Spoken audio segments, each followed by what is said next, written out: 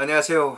오늘의 칼럼의 주제는 인간사 번뇌는 재물에서부터 온다라고 하는 것이죠. 재물에 대한 관심, 이것이 이제 사람을 번뇌시키고 우리의 자유를 완전히 이제 빼앗아가 버리는 것이죠. 좀 오래전 일인데 100여만 원의 수표를 지갑에 넣고 전철을 탔던 적이 있었습니다. 다른 사람들은 저에게 별 관심이 없는데 나는 유난히 주변 사람들을 이리저리 살핍니다. 그들의 미모나 옷 매무새를 보기 위함이 아니라 지갑에 수표를 누가 훔쳐가지 않을까 하는 의심 때문에 좌불안석입니다. 수표를 지인에게 전해주고 올 땐 꿀맛 같은 토막잠을 그곳에서 잘 수 있었습니다. 사람은 누구든 많은 것을 소유하려 합니다.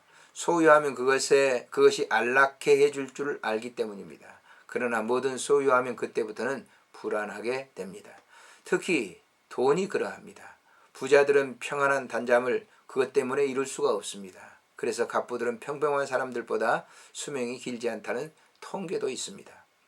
그 이유는 여러 가지겠지만 본질적으로 누려야 할 진정한 자유를 누리지 못한 결과의 산물이라고 볼 수 있죠. 현대인들의 소유 구조로는 잘 이해가 되지 않는 말이 있는데 법정에 텅 빈 충만이라는 말입니다. 어떻게 비웠는데 충만할 수 있을까? 그런 삶은 경험해보지 않고는 이해되지가 않습니다.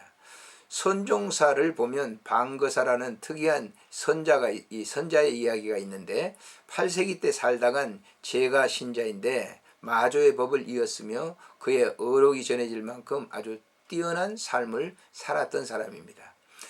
그는 원래 큰 갑부로 소문난 부호였습니다. 그런 그가 어떤 충격을 받았던지 어느 날 자신의 전 재산을 배에 싣고 바다에 나가 미련 없이 버렸습니다. 그가 전 재산을 바다에 버리기 전에 다른 사람들에게 나눠줄까 생각도 해봤지만은 자신을 늘 올감했던 재물인데 그것을 다른 사람들에게 떠넘길 수 없다는 생각에서 바다에 버린 것입니다.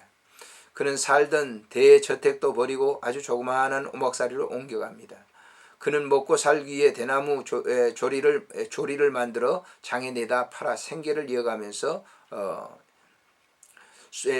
딸과 함께 평생을 수도에 정진하며 살았습니다.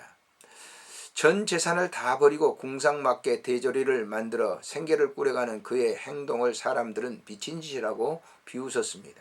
그러나 방거사는 그때부터 진정한 삶의 자유와 기쁨을 누리게 되었던 것입니다. 사실 인간사 삶의 가치 척도는 어디까지나 자기의 주관적이요 상대적입니다. 그의 어록 중에 하나를 보면 세상 사람들은 돈을 좋아하지만 나는 순간의 고요를 즐긴다. 돈은 사람의 마음을 어지럽히고 고요 속에 본래의 내 모습이 드러낸다. 이어서 그는 탐욕이 없는 것이 진정한 나눔이요 어리석은 것이 없는 것이 진정한 깨달음이다.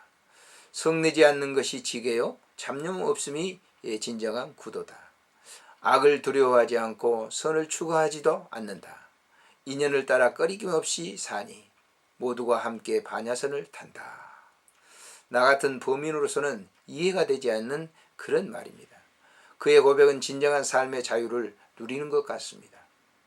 성경에 우리가 세상에 아무것도 가지고 온 것이 없음에 또한 아무것도 가지고 가지 못하리니 우리가 먹을 것과 입을 것이 있은즉 족한 줄로 알 것이니라.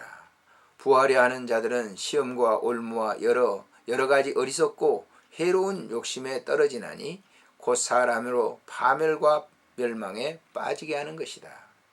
돈을 사랑함이 일만하게 뿌리가 되나니 이것을 탐내는 자들은 미혹을 받아 믿음에서 떠나 많은 근심으로 자기를 찔렀도다 라고 바울은 얘기하고 있습니다. 우리의 모든 재물에 대한 관심, 돈은 우리의 진정한 인간의 자유를 올가매고 빼앗아갑니다. 안녕히 계십시오.